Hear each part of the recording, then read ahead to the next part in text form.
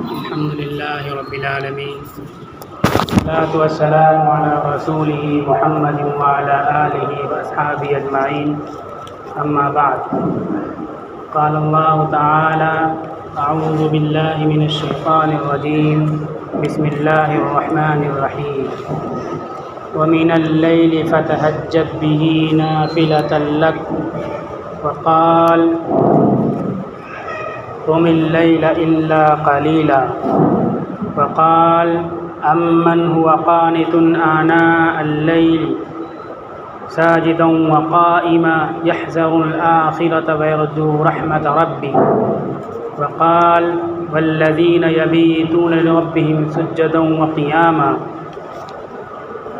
وقال رسول الله صلى الله عليه وسلم من صلى البردين دخل الجنة وقال لن يلج النار أحد صلى قبل طلوع الشمس وقبل غروبها وقال ركعة الفجر خير من الدنيا وما فيها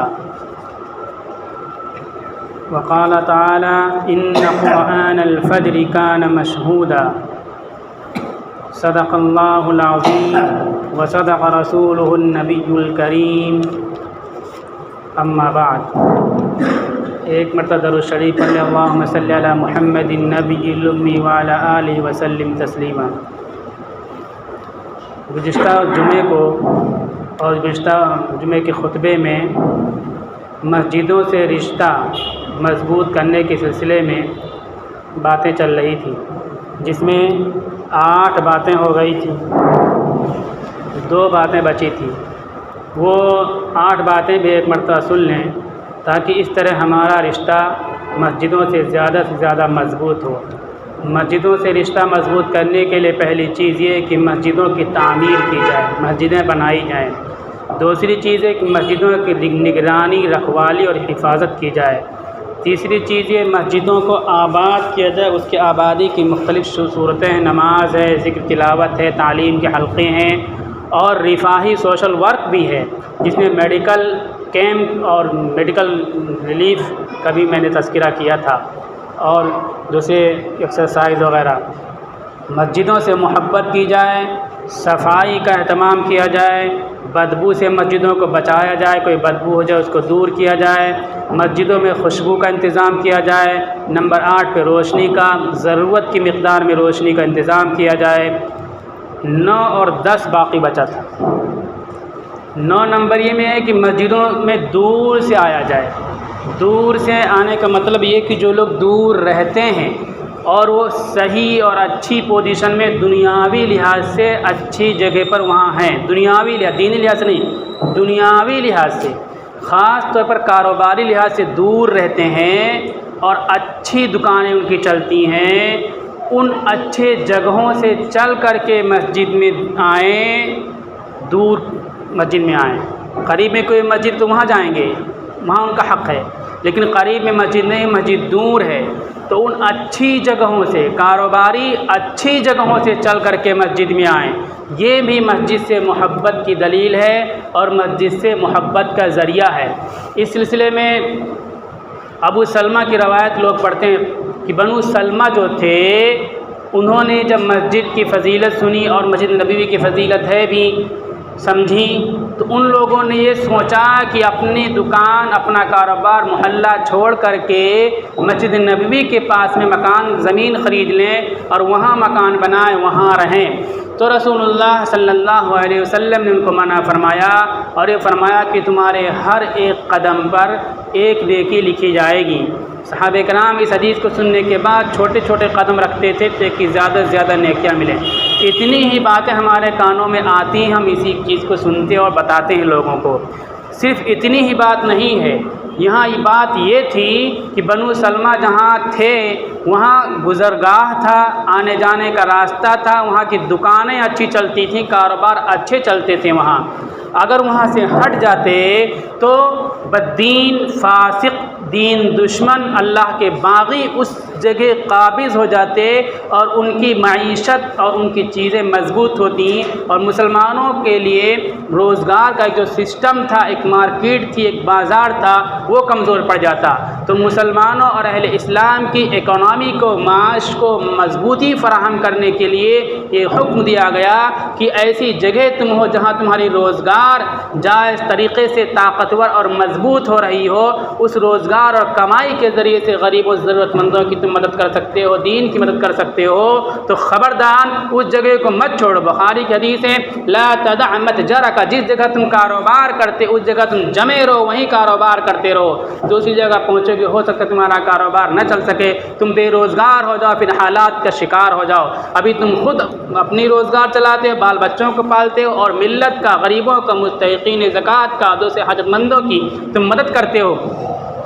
تو اس لیے آپ نے منع فرمایا کہ روزگار میں کمزور ہو جائیں گے۔ تو جب اچھی جگہ کہیں کوئی ہے کاروبار دکان میں، وہاں سے چل کر کے مسجد دور پڑتی ہے، چل کر کے مسجد تک پہنچے وہ، تو یہ مسجد سے محبت کی علامت ہے، اور اس کے ذریعے سے مسجد سے رشتہ مضبوط ہوتا ہے۔ یہ 9ویں چیز ہوگی، اس کو دھیان میں رکھیں۔ 10ویں چیز، رات کی تاریکی میں مسجد میں آنا، یہ بھی مسجد سے رشتہ مضبوط کرنے کا ذریعہ ہے، اور یہ بھی ہمارا ایک رشتہ ہے مسجد سے، اور ہمارے رشتے مضبوط ہونے کی دلیل ہے کہ رات کی تاریکی میں ہم مسجد میں آئیں، اللہ کے سامنے گڑگڑائیں۔ 11ویں چیز، فجر کی نماز با جماعت مسجد میں ادا کرنے کی کوشش کریں اور ادا کریں۔ یہ مسجد سے محبت کی دلیل ہے، مسجد سے ہمارے رشتے کو مضبوط کرتی ہے یہ چیز کہ ہم فجر میں جماعت کے ساتھ مسجد میں نماز ادا کریں۔ 2 باتیں خاص طور پر، آج انہی 2 باتوں پر میں تھوڑا مزید وضاحت کے ساتھ گفتگو کروں گا۔ رات کی تاریکی میں، اگر رات بہت تاریک ہے، آپ راستہ چل نہیں سکتے ہیں، راستے میں کیچڑ بہت ہو گئے، خطرہ ہے پھسل کے گرنے کا، چوٹ لگنے کا، بارش بہت تیز ہو رہی ہے، سانپ بچھو جانور کا ڈر ہے، یا کوئی خوف کا ماحول ہے، تو ایسی صورت میں مسجد میں حاضر ہو کر کے جماعت کے ساتھ نماز پڑھنا ضروری نہیں ہوتا ہے۔ اسی بنیاد پر کووڈ-19 کے موقع پر جب لاک ڈاؤن لگا ہوا تھا تو علماء نے بھی کہا ٹھیک ہے مسجدوں میں نہ حاضر ہوں، اپنے اپنے گھروں میں نمازیں پڑھیں، اور اس پر بہت سی حدیثیں بھی اس طرح کے حالات میں پیش کی گئی تھیں۔ ضروری نہیں مسجدوں میں آنا، خوف اور خطرہ ہو، اندھیرا زیادہ ہو، بارش تیز ہو رہی ہو، راستے میں بہت زیادہ کیچڑ ہو، تو ضروری نہیں ہے، لیکن مسجدوں سے اپنے رشتے کو مضبوط کرنے کے لیے، اپنے رشتے کو قائم کرنے کے لیے، رشتوں کی مضبوطی پر دلیل فراہم کرنے کے لیے ان صورتوں میں بھی مسجد میں پہنچنا چاہیے۔ ڈر کا ماحول ہے، اب وہاں ہم مسجدوں میں پہنچ رہے ہیں، ڈر کے باوجود، ڈر کے ماحول کے باوجود، خطرے کے باوجود، تو یہ سمجھا جائے گا، یہ دلیل ہوگی اس بات پر کہ ہمارا رشتہ مسجدوں سے بہت مضبوط ہے۔ مسلمانوں نے کووڈ-19 کے موقع پر اس بات کی عملی گواہی دی ہے، اتنی سختی کے باوجود پہنچنے کی مسجدوں میں کوشش کرتے رہے، علماء سمجھاتے رہے کہ ضروری نہیں ہے، لیکن پھر بھی آتے رہے، آنے کی کوششیں کرتے رہے۔ بہت زیادہ سمجھائش کے بعد لوگوں نے سمجھا۔ سمجھائش کی بات یہ نہیں تھی کہ ڈر ہے، سمجھائش کی بات یہ تھی کہ جو لوگ ذمہ دار ہیں بیماروں کے علاج کے لیے، جو لوگ ذمہ دار ہیں پبلک کی خوراک کے لیے، جو لوگ ذمہ دار ہیں انتظام کے لیے، وہ لوگ اپنی ذمہ داری کو ادا نہیں کرتے ہیں۔ لوگ لاشوں کو کندھوں پر لے کر کے سڑکوں پر چل رہے ہیں، اپنے بچوں کی لاشوں کو ٹرائلی بیگ پہ رکھ کر کے کھینچ رہے ہیں، بھوکے اور پیاسے، ان کے لیے پانی کا انتظام نہیں ہے، کھانے کے لیے خوراک کا انتظام نہیں، سڑکوں پر چل رہے ہیں، پیدل چل رہے ہیں کئی سو کلومیٹر۔ ان لوگوں کی ذمہ داری یہ تھی کہ ان کے لیے کھانے کا انتظام کرتے، پانی کا انتظام کرتے، ان کو کہیں رکنے کا انتظام کرتے، ان کی لاشوں کی تدفین کا انتظام کرتے۔ وہ سب کر نہ سکے تو اس کو چھپانے کے لیے، اپنے عیب کو، اپنی کوتاہی کو چھپانے کے لیے ان کو کسی شوشے کی تلاش تھی، کسی پڑیے کی تلاش تھی، کسی بھوپو کی تلاش تھی جس کے ذریعے سے لوگوں کی توجہ کو دوسری طرف پھیر سکیں۔ اگر مسلمانوں کو ڈھیل دیا جاتا، علماء ڈھیل دیتے تو وہ ان کو موقع مل جاتا، دیکھو مسجدوں میں آ کے بیماری پھیلا رہے ہیں اور لا اینڈ آرڈر کا اہتمام نہیں کر رہے ہیں، یہ بڑا مسئلہ تھا۔ ورنہ یہ بیماری مسلمانوں نے کوئی خوف مسلمانوں کے اندر نہیں آیا۔ لاشوں کو جن کو کووڈ 19 تھا، ان لاشوں کو مسلمان اٹھا رہے تھے، ان کی خدمت کر رہے تھے، ان کی ضروریات کو پوری کر رہے تھے۔ دوسری قوم کے لوگوں نے ہینڈ پمپ سے ہینڈل کو نکال لیا کہ یہ پانی پئیں گے تو ہم کو کووڈ 19 ہو جائے گا، لیکن مسلمانوں نے اپنے گھر کے دروازے کھول دیے اور ڈر اور خوف کے ماحول میں ڈنڈے کھا کھا کر کے مسافروں کے لیے کھانے پینے کا انتظام کیا۔ تو یہ بیماری بڑی چیز نہیں تھی، بڑی چیز یہ تھی کہ جن کی ذمہ داری ہے کہ لوگوں کی اس طرح کی ضروریات کو پوری کریں، وہ اپنی کوتاہی کو چھپانے کے لیے مسلمانوں کو نرم چارہ سمجھ رہے تھے، اس لیے سختی کے ساتھ مسجدوں سے آنے سے روکا گیا۔ تو مسئلہ یہ ہے کہ خطرے کا ایسا ماحول ہو تو نماز جماعت کے ساتھ مسجد میں پڑھنا ضروری نہیں ہوتا ہے، لیکن ان ماحول میں بھی ہمارا دل مسجد میں لگا ہو، ہم مسجد میں پہنچنے کی کوشش کریں تو یہ مسجدوں سے ہمارے رشتے کو مضبوط کرتا ہے اور ہمارے مسجدوں سے رشتے پر دلیل بن جاتی ہے۔ رات کی تاریکی میں مسجدوں میں پہنچنا مسجد سے ہمارے رشتے کو مضبوط کرتا ہے۔ خوف کے ماحول میں مسجد میں پہنچنا مسجد سے ہمارے رشتے کو مضبوط کرتا ہے۔ رات کے تاریکی میں پہنچنے کی ایک صورت یہ ہے کہ ہم تہجد کے لیے مسجد میں پہنچیں، تہجد میں مسجد میں پہنچیں۔ تہجد میں کیسے پہنچیں گے؟ 12 بجے رات تک موبائل دیکھیں گے، دکانوں پر چوراہوں پر بیٹھے واہی تباہی کرتے رہیں گے تو مسجد میں پہنچیں گے؟ حکم تو یہ ہے، صحاح کی روایت ہے کہ رات میں جو لوگ دیر سے آتے ہیں وہ دیر سے نہ آیا کریں، رات میں اپنے گھروں میں جلدی آ جایا کریں۔ ترمذی کی روایت ہے، اللہ کے نبی صلی اللہ علیہ وسلم نے بات بیان فرمائی، آج بیان فرمائی۔ کل 2 لوگ تاخیر سے اپنے گھر میں پہنچے تو ان کے گھر میں ان کی عورتوں کے ساتھ دوسرے مرد موجود تھے۔ یہ اللہ نے دکھایا عملی طور پر، وہ مسلمان تھے کہ مسلمان نہیں تھے یہ صراحت حدیث میں نہیں آتی ہے، لیکن گھر میں دیر سے پہنچے تو گھر میں اس طرح کے فتنے پیدا ہوتے ہیں۔ حکم یہ ہے کہ جلدی گھر میں پہنچ جائیں۔ ہمارے محلوں ہماری بستیوں میں جا کر کے دیکھ لو، لوگ الٹی سیدھی باتیں کہتے ہیں، مطلب اپنی زبان سے فخر، بیوقوفی والی باتوں کو فخر کے ساتھ بیان کرتے ہیں۔ میاں بھائیوں کا محلہ ہے، رات رات ہوٹل چلتے رہتے ہیں، رات رات گپ شپ کی باتیں چلتی رہتی ہیں، صبح پہنچ جاؤ تو کوئی دکھائی نہیں پڑتا، سب بالکل مردہ پڑے ہوتے ہیں اور اس طرح سے کوئی بیداری اور حرکت کا ماحول نظر نہیں آتا۔ سنت کو چھوڑ دیا، شریعت کو چھوڑ دیا۔ رات میں جلدی سوئیں تو رات تہجد میں جاگ سکتے ہیں اور مسجد میں پہنچ سکتے ہیں۔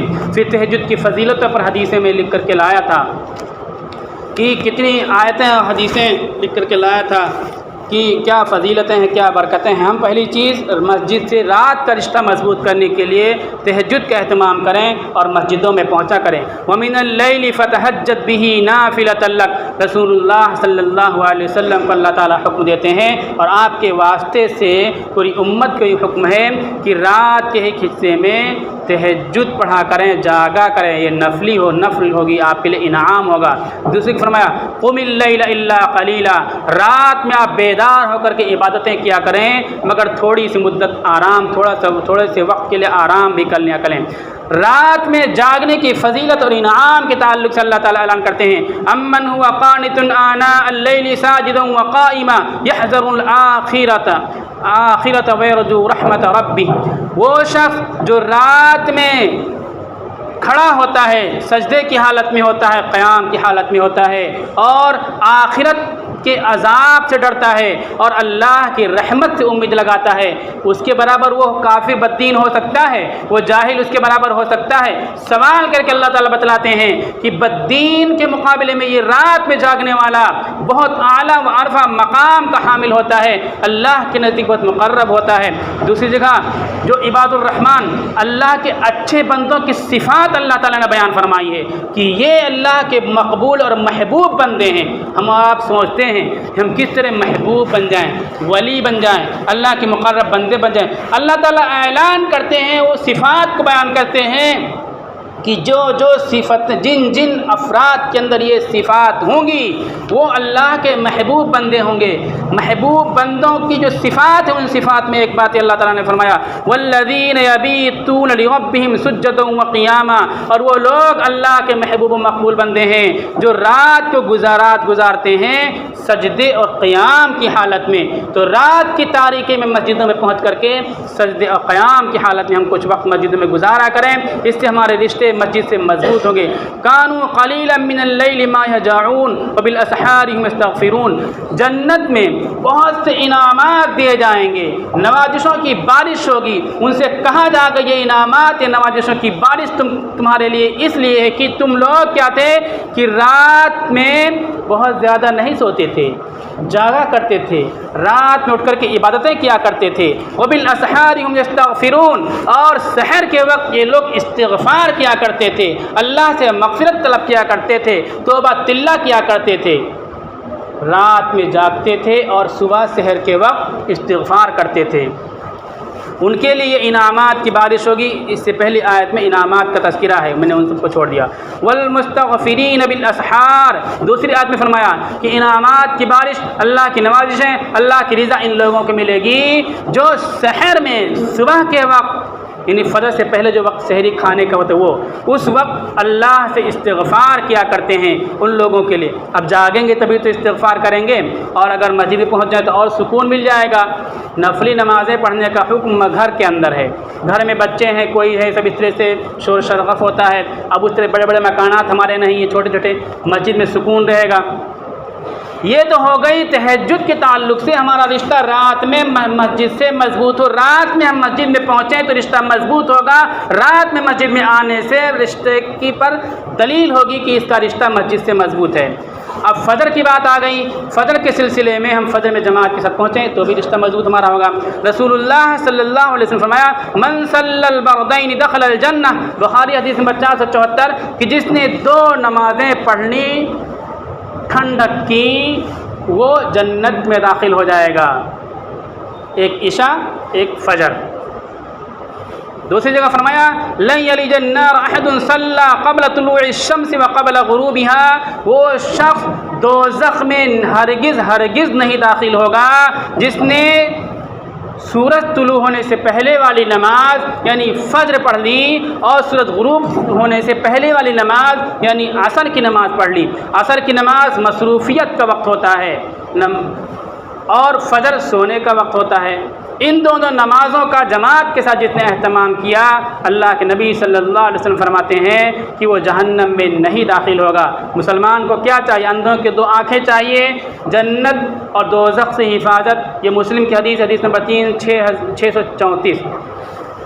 فجر کی نماز سے پہلے سنت ہے 2 رکعت، فجر کی جماعت ہو جائے اس کے بعد کوئی سنت نہیں ہے۔ آپ کی سنت چھوٹ گئی سورج طلوع ہونے کے بعد پڑھی، فجر جماعت کے بعد فرض نماز ادا کرنے کے بعد کوئی سنت نہ پڑھیں، یہ منع ہے، بخاری کی حدیث ہے۔ لیکن کچھ نادان نہ سمجھ حدیث کی پڑیا جیب میں رکھ کر کے لوگوں کو گمراہ کرتے ہیں، فرض پڑھنے کے بعد پھر نیت باندھ لیتے ہیں، غلط بات ہے، بچیں۔ بخاری کی حدیث اللہ کے رسول نے فرمایا کہ سورج طلوع ہونے سے پہلے کوئی نماز فرض فجر کی پڑھنے کے بعد مت پڑھو۔ یہ سنت فجر کی فرض نماز سے پہلے 2 رکعت پڑھ لیں گے تو کیا ہوگا؟ رکعت الفجر خیر من الدنیا وما فیہا، فجر کی رکعت 2 رکعتیں دنیا اور جو کچھ دنیا میں ان تمام چیزوں سے بہتر ہے۔ صحابہ کرام اس چیز کو یقین رکھتے تھے، اس چیز کو سمجھتے تھے، اس لیے فتوحات کے دروازے اللہ تعالیٰ نے ان کے لیے کھول دیے، خالی ہاتھ نکل پڑے، گھوڑے کی لگام پکڑے، دنیا کے جس کونے میں پہنچے، دنیا کی نعمتیں ان کی قدموں میں نچھاور تھیں، دنیا کی بڑی بڑی سلطنتیں ان کے سامنے سرنگوں ہو رہی تھی۔ یہ بخاری مسلم شریف کی حدیث نمبر 425 ہے۔ فجر کے بارے میں قرآن کہتا ہے ان قرآن الفجر کان مشہودا، کہ یہ فجر میں قرآن پڑھنا یہ دیکھا جاتا ہے، فرشتے اس کو واچ کر رہے ہوتے ہیں اور دیکھ رہے ہوتے ہیں، ریکارڈ کر رہے ہوتے ہیں۔ فرشتوں کی ایک جماعت دیکھ رہی ہوتی ہے، دوسری جماعت آ جاتی ہے، یہ جماعت جاتی ہے، وہ جماعت آ جاتی ہے، دونوں جماعتیں فرشتوں کی ریکارڈ کرتی ہیں جو لوگ فجر کی نماز میں جماعت کے ساتھ پہنچتے ہیں۔ اللہ تعالیٰ نے فجر کی اہمیت بتلاتے ہوئے قسم کھائی، والفجر، قسم ہے فجر کی، طلوع سحر کی قسم ہے، یعنی اہم ہے تبھی اس قسم کھائی۔ من صلی الفجر فکأنما قام اللیل کلہ، جس نے فجر کی نماز پڑھ لی گویا اس نے پوری رات قیام کیا، پوری رات نماز پڑھی، کتنی بڑی فضیلت ہے۔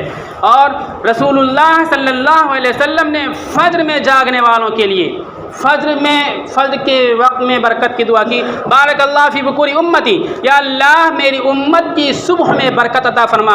رحمت کے فرشتے، برکت کے فرشتے ہمارے گھروں پر آتے ہیں، ہمارے دروازے بند ہوتے ہیں، ہم سو رہے ہوتے ہیں، تو وہ فرشتے رحمت اور برکت کے دوسرے لوگ جو ایمان نہیں لائے وہ بھی رسول اللہ کی امتی ہیں، ان کے گھر میں ڈال کے چلے جاتے ہیں، ساری برکتیں ان کو ملتی ہیں اور ہم محروم کر دیے جاتے ہیں۔ اللہ کے نبی کی دعا میں شامل ہونے کے لیے ضروری ہے کہ ہم فجر میں جاگیں اور فجر کی نماز جماعت کے ادا کریں، ہمارے گھروں سے تلاوت کی آواز آنی چاہیے۔ اس طرح سے اور بھی بہت ساری باتیں تھیں، خاص طور پر میں اسی بات کو بیان کرنے کے لیے 2 ہفتے سے مسجد الرشتہ مضبوط کرنے کی بات کر رہا تھا۔ فجر میں روزانہ قنوت نازلہ سے پڑھی جا رہی ہے، لوگ سمجھ نہیں پا رہے ہوں گے قنوت نازلہ مسجد میں کیوں پڑھی جا رہی ہے۔ امام صاحب ماشاءاللہ اہتمام کرتے، جہاں جہاں مجھے موقع ملے میں بتلایا، قنوت نازلہ پڑھی جا رہی، مطلب ہے کہ حالات اتنے خراب ہو جائیں کہ دن کے اجالے میں ہماری گردنیں کاٹی جائیں، کوئی ہماری فریاد سننے والا نہ ہو، ہمارے بچوں کو ذبح کیا جائے کوئی فریاد سننے والا نہ ہو، ان حالات میں قنوت نازلہ پڑھی جاتی ہے۔ ہمارا بالکل بے دست و پا ہو جائے، اللہ کے علاوہ کوئی ذریعہ مدد کے نہ ہو، اس وقت قنوت نازلہ پڑھی جاتی ہے۔ حالات یہی ہیں، ہم سمجھ نہیں پا رہے ہیں۔ حقیقت یہ ہے کہ اب کچھ فیصلے دوسرے ہونے والے ہیں، براہ راست آسمان سے مدد حاصل کرنے کے لیے ہم کو فجر کی نماز جماعت کے ساتھ پڑھنا ضروری ہے، قنوت نازلہ کا اہتمام ضروری ہے، اور فجر کا جو پیغام ہے روشنی کی اور اس کے بیداری کا، فتوحات کا، اس پیغام کو ہم حاصل کریں۔